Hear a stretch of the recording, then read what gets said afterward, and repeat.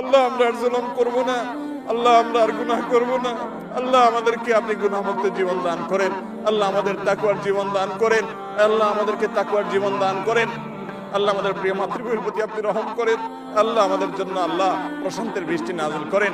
আল্লাহ আপনার কাছে আমরা উপকারী বৃষ্টি চাই, আল্লাহ ক্ষতিকর বৃষ্টি চাই না।